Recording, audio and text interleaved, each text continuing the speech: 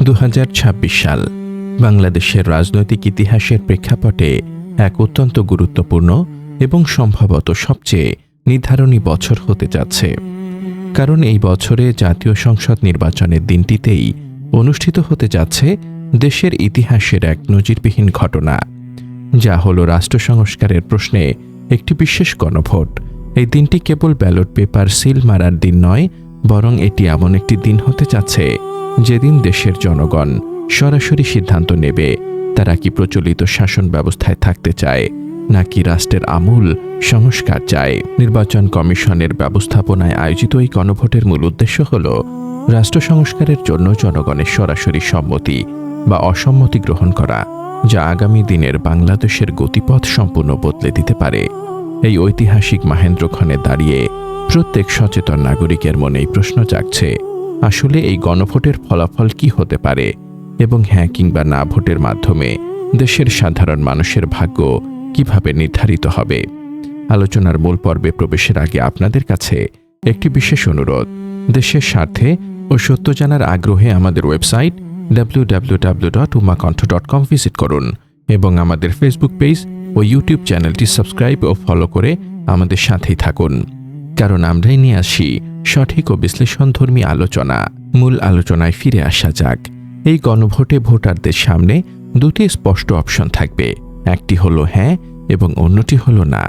আপাত দৃষ্টিতে এই দুটি শব্দ খুব সাধারণ মনে হলেও এর পেছনের তাৎপর্য অত্যন্ত গভীর ও সুদূরপ্রসারী। ভোটাররা যদি এই ব্যালটে হ্যাঁ ভোট প্রদান করেন, তবে এর অর্থ হবে তারা রাষ্ট্র পরিচালনার বিদ্যমান কাঠামোতে বড় পরিবর্তন আনতে চান এবং ক্ষমতার ভারসাম্য, নির্বাচন ব্যবস্থা এবং নাগরিক অধিকারের মতো মৌলিক জায়গাগুলোতে সংস্কার চান। অন্যদিকে ভোটাররা যদি না ভোট দেন, তবে এর অর্থ দাঁড়াবে তারা কোনো পরিবর্তন চান না এবং দেশের শাসন কাঠামো ঠিক আগের মতোই যেমন ছিল তেমনই থেকে যাবে। অন্তর্বর্তীকালীন সরকার ইতোমধ্যেই জনগণকে হ্যাঁ ভোট দেওয়ার জন্য নানাভাবে প্রচারণা চালাচ্ছে এবং তারা বোঝানোর চেষ্টা করছে যে রাষ্ট্র সংস্কারের জন্য এই সম্মতি কতটা জরুরি। তবে দুঃখজনক বিষয় হল, দেশের অধিকাংশ মানুষ এখনো অন্ধকারে রয়েছে এবং তারা জানেই না যে আগামী এই গণভোটে হ্যাঁ ভোট দিলে তাদের জীবনে বা রাষ্ট্রীয় কাঠামোতে ঠিক কি পরিবর্তন আসবে, অথবা না ভোট দিলে তারা কি সুযোগ থেকে বঞ্চিত হবে। হ্যাঁ বা না ভোটের এই সমীকরণটি বুঝতে হলে আমাদের বেশ কিছু কারিগরি ও সাংবিধানিক বিষয় গভীরভাবে বিশ্লেষণ করতে হবে। গণভোটের ব্যালট পেপারে হ্যাঁ ভোট দেওয়ার মাধ্যমে জনগণ মূলত নির্বাচন পরিচালনা এবং রাষ্ট্রীয় সাংবিধানিক প্রতিষ্ঠানগুলো সংস্কারের পক্ষে রায় দেবে। এর ফলে যে পরিবর্তনগুলো আসবে তার মধ্যে অন্যতম প্রধান হল তত্ত্বাবধায়ক সরকার ব্যবস্থা, নির্বাচন কমিশন এবং সরকারি কর্ম কমিশন বা পিএসসি গঠন প্রক্রিয়া। আমরা জানি অতীতে এই প্রতিষ্ঠানগুলো গঠন করার ক্ষেত্রে ক্ষমতাসীন দল বা সরকারি দল তাদের একক আধিপত্য বজায় রাখত এবং নিজেদের পছন্দের লোকদের এই গুরুত্বপূর্ণ পদগুলোতে বসাত, যার ফলে নিরপেক্ষতা প্রশ্নবিদ্ধ হতো।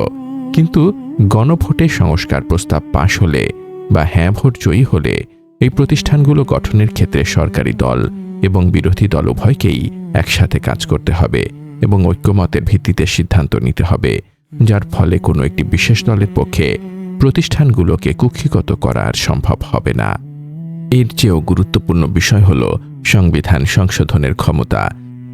অতীতে আমরা দেখেছি যে সরকারি দল সংসদে সংখ্যাগরিষ্ঠতার সুযোগ নিয়ে নিজেদের ইচ্ছে মতো সংবিধান সংশোধন করেছে এবং এমন সব আইন পাশ করেছে যা জনগণের স্বার্থের পরিপন্থী হতে পারে।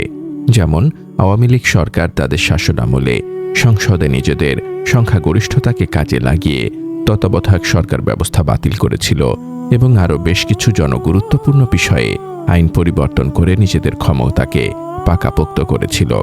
কিন্তু 2026 সালের এই গণভোটে যদি জনগণ হ্যাঁ ভোট দেয় এবং সংস্কার প্রস্তাব পাশ হয়, তবে ভবিষ্যতে কোনো সরকার চাইলেই নিজেদের সুবিধা মতো সংবিধানের গুরুত্বপূর্ণ ধারাগুলো পরিবর্তন করতে পারবে না। সংবিধানের কোনো মৌলিক বা গুরুত্বপূর্ণ পরিবর্তন আনতে হলে তখন আবারও জনগণের কাছে ফিরে আসতে হবে এবং গণভোটের মাধ্যমে সেই পরিবর্তনের জন্য জনগণের সম্মতি নিতে হবে, যা নিশ্চিত করবে যে রাষ্ট্রের মালিকানা আসলে জনগণের হাতেই ন্যস্ত থাকবে। হ্যাঁ ভোটের মাধ্যমে পাশ হতে যাওয়া সংস্কার প্রস্তাবগুলোর মধ্যে আরেকটি অত্যন্ত যুগান্তকারী পরিবর্তন হল সংসদের কাঠামোতে পরিবর্তন আনা।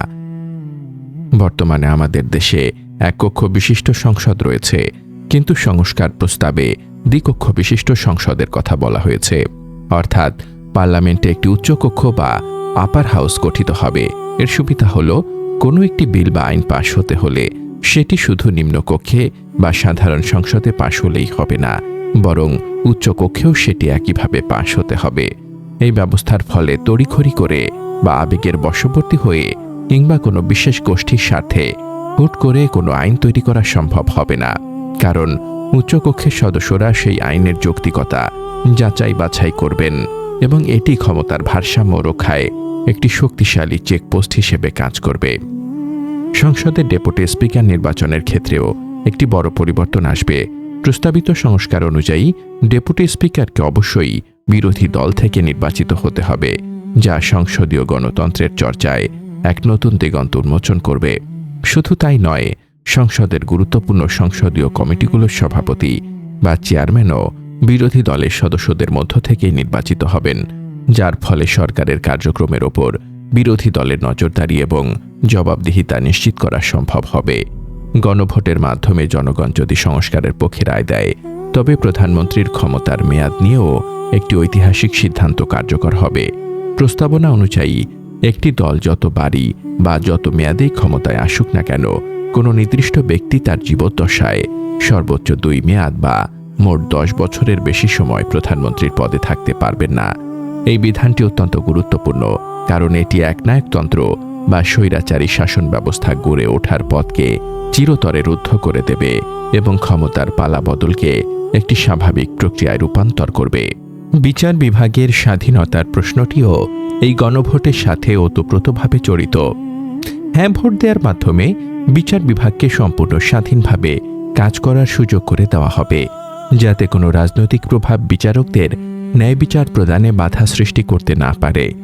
সাধারণ মানুষের বিচার প্রাপ্তির ভোগান্তি কমানোর লক্ষ্যে আবারও উপজেলা পর্যায়ে আদালত বা বিচারিক কার্যক্রম ফিরিয়ে আনা হবে, যার ফলে গ্রামের সাধারণ মানুষকে বিচারের জন্য জেলা শহরে বা ঢাকায় দৌড়াতে হবে না এবং তারা নিজেদের এলাকাতেই আইনি প্রতিকার পাবেন। সমাজের অনগ্রসর বা পিছিয়ে পড়া জনগোষ্ঠী এবং নারীদের ক্ষমতায়নের বিষয়টিও এই সংস্কারের একটি অংশ। সংসদে নারীর প্রতিনিধিত্ব পর্যায়ক্রমে বৃদ্ধি করা হবে এবং সমাজের অবহেলিত অংশ যেন রাষ্ট্রীয় নীতি নির্ধারণে ভূমিকা রাখতে পারে সে ব্যবস্থা নিশ্চিত করা হবে। আধুনিক যুগে ইন্টারনেট সেবা মানুষের জীবনের একটি অবিচ্ছেদ্য অংশে পরিণত হয়েছে, কিন্তু আমরা দেখেছি অতীতের বিভিন্ন সময়ে সরকার ভিন্নমত দমন করতে বা আন্দোলনের সময় ইন্টারনেট বন্ধ করে দিয়ে নাগরিকদের অধিকার খর্ব করেছে। গণভোটে সংস্কার প্রস্তাব পাশ হলে ইন্টারনেট সেবাকে নাগরিকদের একটি মৌলিক অধিকার হিসেবে সাংবিধানিক স্বীকৃতি দেওয়া হবে, যার ফলে ভবিষ্যতে কোনো স্বৈরাচারী সরকার চাইলেই খেয়াল খুশি মতো ইন্টারনেট বন্ধ করে দিতে পারবে না এবং তথ্যের অবাধ প্রবাহ নিশ্চিত থাকবে।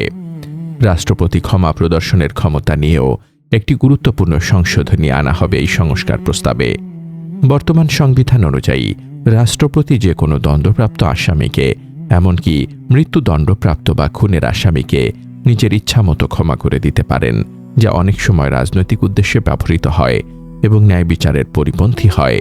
কিন্তু গণভোটে হ্যাঁ ভোট জয়ী হলে এই ক্ষমতার ওপর একটি যৌক্তিক লাগাম টানা হবে। বিশেষ করে হত্যা বা গুরুতর অপরাধের ক্ষেত্রে ভুক্তভোগী পরিবার বা ক্ষতিগ্রস্ত পক্ষের সম্মতি ছাড়া রাষ্ট্রপতি কোনো অপরাধীকে ক্ষমা করতে পারবেন না।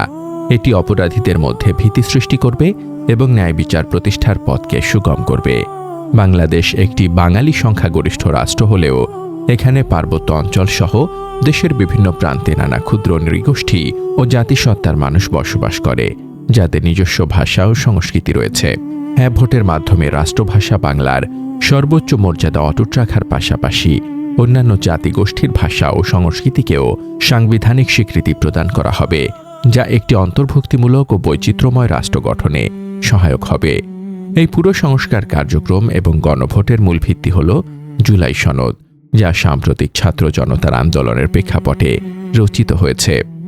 গণভোটে জনগণ যদি হ্যাঁ ভোট দেয়, তবে এই জুলাই সনদের আলোকেই রাষ্ট্র সংস্কারের কার্যক্রমগুলো ধাপে ধাপে বাস্তবায়ন করা হবে এবং দেশকে একটি সত্যিকারের গণতান্ত্রিক ও মানবিক রাষ্ট্রে রূপান্তর করা হবে।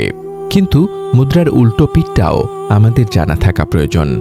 যদি জনগণ এই গণভোটে না ভোট প্রদান করে, তবে এই সমস্ত প্রস্তাবনা বাতিল হয়ে যাবে এবং দেশের শাসন ব্যবস্থা, সংবিধান এবং ক্ষমতার কাঠামো ঠিক তেমনই থেকে যাবে যেমনটি বিগত বছরগুলোতে ছিল। অর্থাৎ প্রধানমন্ত্রীর ক্ষমতার কোনো সময়সীমা থাকবে না, সংবিধান সংশোধনে জনগণের সম্মতির প্রয়োজন হবে না, বিচার বিভাগ নির্বাহী বিভাগের আজ্ঞাবহ হয়ে থাকতে পারে এবং নির্বাচন ব্যবস্থা আবারও প্রশ্নবিদ্ধ হওয়ার সুযোগ থেকে যাবে। তাই 2026 সালের এই গণভোট কেবল একটি ভোট নয়, এটি বাংলাদেশের ভবিষ্যৎ নির্ধারণের এক মহাসন্ধিক্ষণ।